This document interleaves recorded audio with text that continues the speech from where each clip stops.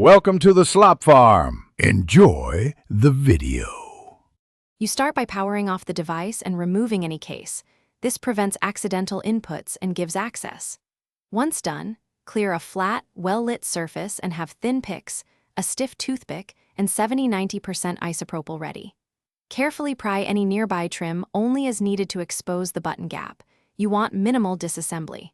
Take a photo of button alignment before touching it, because that reference will help you restore parts correctly when you reassemble. Next, remove debris and old grime that bind the button. Use short bursts of canned air or a gentle breath into the gap to dislodge particles, then apply a tiny amount of isopropyl on a pin or cotton swab into the seam. This dissolves sticky residue. Press and release the button repeatedly, slowly increasing range, so the solvent spreads and loosens the mechanism. If available, rotate a thin pick around the edge while actuating to free any trapped fluid. Once the mechanism moves smoothly, let components dry completely for 5–10 minutes to evaporate alcohol.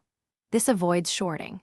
Reseat any trim or case parts carefully using your reference photo to ensure alignment, then power on and test the button in short bursts to confirm consistent response.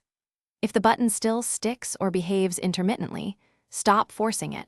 Persistent issues indicate internal damage or switch failure, and you should seek professional repair or a board-level replacement to avoid further harm.